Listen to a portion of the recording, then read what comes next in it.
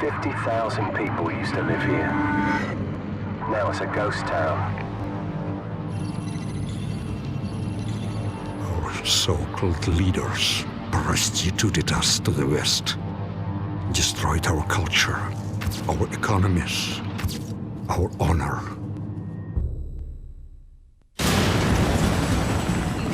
U.S. Marines stationed on high alert were given the order to invade the small... Nikolai! Foreman set! The crews are at Harry! Just as they lay waste to our country, we shall lay waste to theirs. You think this will stop the bloodshed? Call of Duty 4 is one of those landmark games. It broke away from the World War II setting the series was known for, and even changed the multiplayer scene.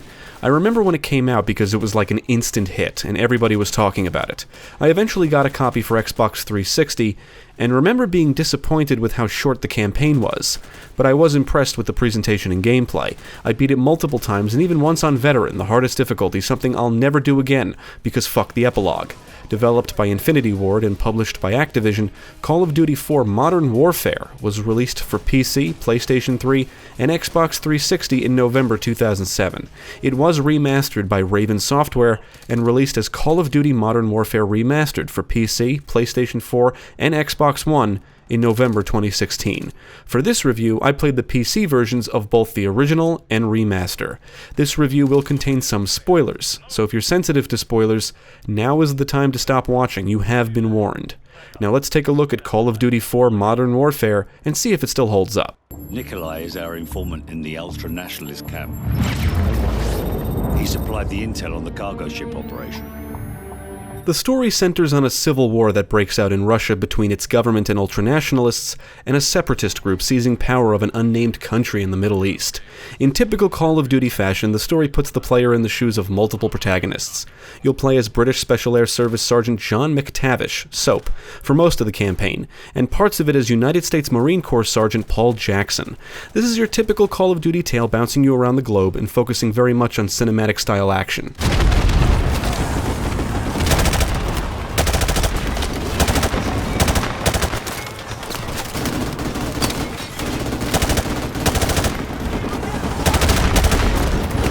On the surface, Call of Duty 4 is more of the same, but with a new coat of paint.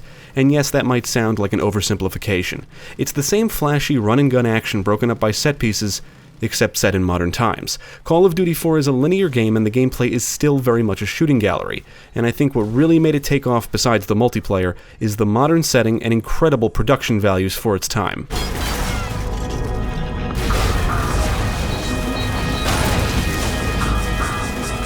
5 minutes.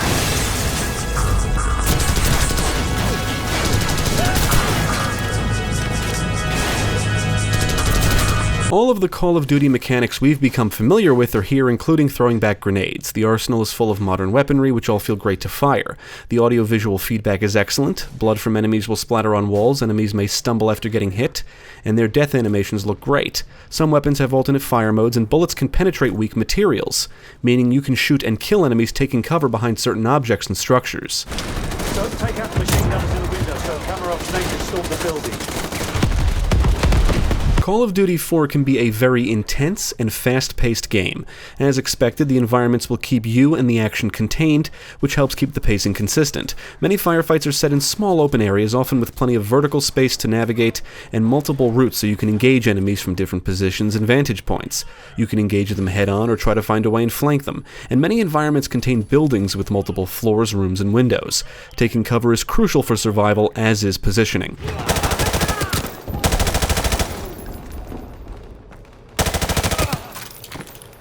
Despite the fact you'll be completing all the objectives on your own, you'll never be alone. You'll always be accompanied by friendly soldiers. Many times you'll have to follow your squad or an NPC, and friendlies prove to be pretty good shots. In fact, the AI across the board proves to be more than adequate. Friendlies and enemies will shoot at and kill each other and lob grenades, and many times friendlies would kill all the enemies during a breach before I even had the chance to get a shot off. Too much radiation. We'll have to go around. Follow me and keep low. Now, one of the more interesting missions in the game is all Ghillied Up. This is a sniper mission, which I think is actually kind of refreshing for the series, because it's not just constant action. However, this mission is still your typical linear Call of Duty experience. It's just quieter. Your character is in a ghillie suit, and your objective is to follow the NPC and do what he says. This is one of the more immersive parts of the game, but can also be one of the most boring, and that's because you are literally guided through the areas and told when to engage foes.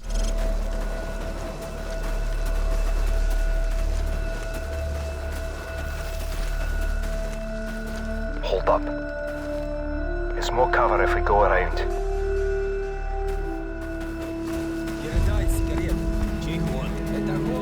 4 tangos inside. Don't even think about it. Wait there. Tango by the car. Take him out quietly. Okay. You have virtually no freedom to make decisions besides to kill or not to kill during this mission. You and the action are still contained, and the stealth is simply an illusion to get you immersed. The only reason you don't get spotted is because you're doing what you're told, and the game makes it very clear what to do, how to do it, and when to do it. One wrong move and you're spotted, and then it quickly turns into the typical shooting fest, which may even result in your death. This mission is one of the quietest segments in the series up to this point, and that alone makes it stand out and somewhat memorable. The idea that you're running through buildings and fields in a ghillie suit hiding from enemies and picking off targets from a distance is kind of cool, and a nice change of pace. Get down, now.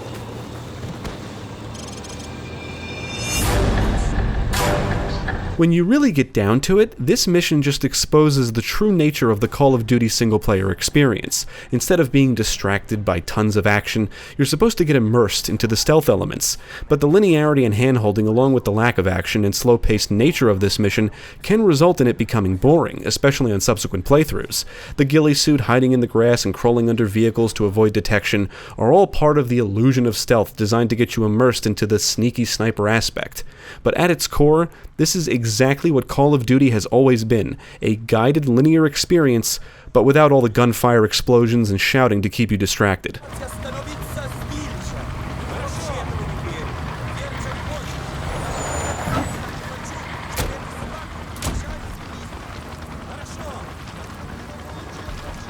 Now, this mission technically guides you with the objective marker and linear environmental design just like most other missions, and in this case, it's conveyed through the NPC. You follow him the whole time. He literally is the objective marker, and he guides you through the environments. You move when he moves, you go where he goes, you get down when he gets down. You do all that, and you'll be fine. In some ways, this mission restricts you more than others. If you look around, you can easily see that you're contained, and there's not a lot of room to explore or experiment. If you do exactly what you're told, there's basically no challenge here. Jackson, throw a flashbang.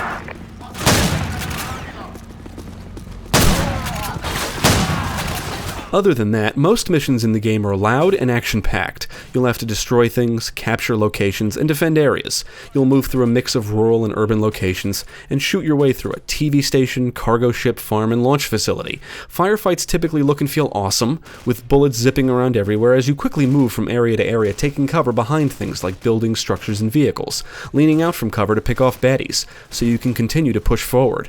It's always clear where you need to go, so you should never get lost. And the game does give you an incentive to explore in the form of intel. Intel acts as a collectible, and if you collect enough, you'll unlock cheats that can be applied on subsequent playthroughs.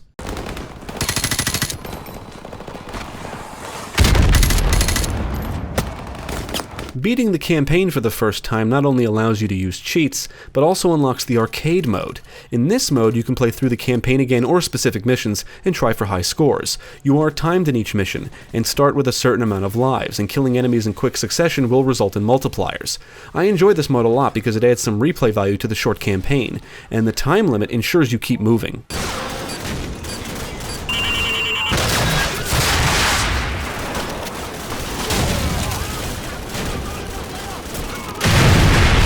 Now, I do wish that the campaign was a bit longer. You can rush through it in about 4 hours, and I think when I first played it years ago, I beat it in a single sitting and remember thinking, that's it, when it was all over. The run and gun action can be so fun and intense that I wish there was more of it.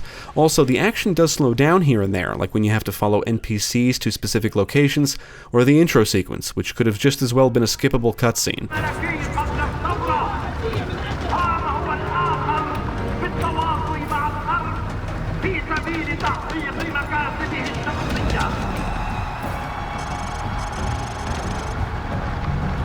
The slowdowns only stand out because the campaign is so short. I was having the most fun when I was running around the streets, villages, and some of the other areas picking off baddies, clearing rooms, shooting through walls, looking for different ways to engage foes, and exploring for intel. And the game does offer some cool set pieces and scripted sequences. You'll have to provide air support from a gunship, rescue a downed pilot, and ride in a truck and shoot at the enemies pursuing you.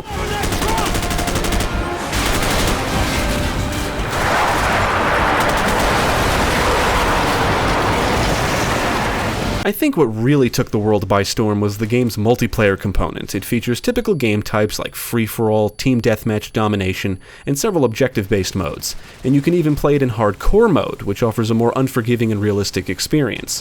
What really makes the multiplayer so much fun is the ranking and reward systems. Back when I got this on 360, I really enjoyed the gameplay, but was getting tired of playing through the campaign repeatedly.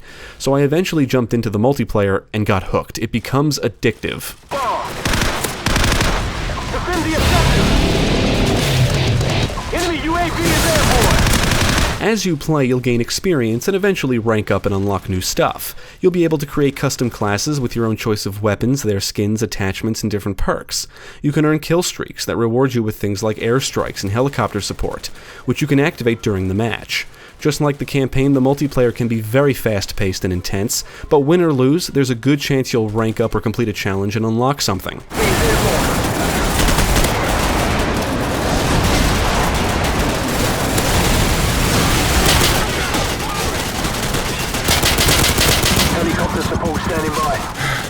As of this review, the original Call of Duty 4's multiplayer is still active. I did play the Steam version, and most of the servers I found indicated I needed to downgrade my version of the game. One of the servers I joined did that for me, and even installed the COD4X client, which aims to fix bugs and enhance the gameplay. As for the remastered version, the multiplayer does come with some new stuff. But I can't really get into it because I couldn't find any matches, which I thought was very odd. I found 1 or 2 players on a few occasions, but never got any games going. Time's almost up.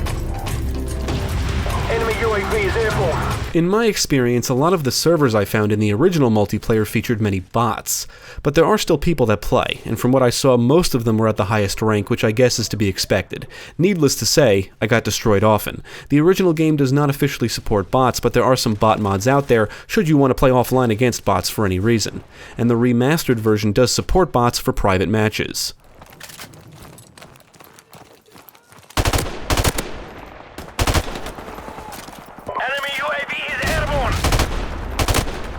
I remember Call of Duty 4 looked incredible for its time. I had never seen production values like what was on display here. The textures, the lighting, the visual effects, combined with the intensity of the gameplay, it all looked and felt incredible. I would say the original game still holds up rather well, but the remastered version does look noticeably better. It features enhanced visuals, updated animations, and new and revised sound effects. On the technical side, both versions ran smooth for me, and the only bug I encountered was in the original game. An objective did not trigger, forcing me to restart the mission.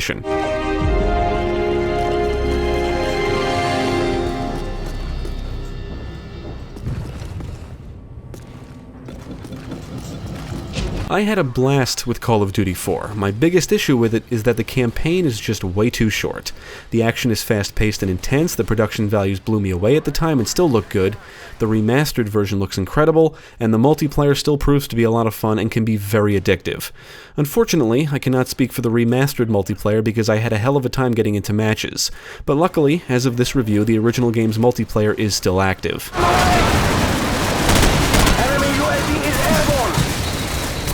Now, when I really think about it, Call of Duty 4 was an incredible package for its time. The campaign may be short, but it is explosive and exciting, and the presentation and modern setting made it feel refreshing, despite the fact it's your typical Call of Duty experience. Then there's the multiplayer, which basically changed the multiplayer scene, and catapulted the game and series to stardom. Not that it was unpopular before, Call of Duty 4 just turned it into something else. Many shooters that came after it would borrow elements from it, or outright feel like a Call of Duty clone, as some would say. It's a game that left that kind of impact. Like it or hate it, it changed things. Stand by. Our UAV is online.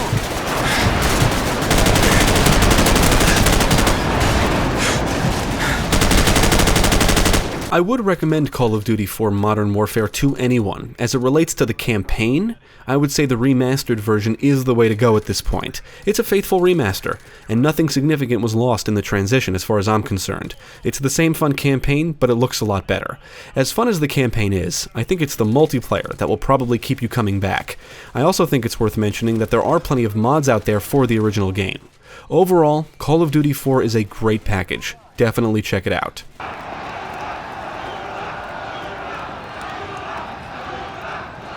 Thank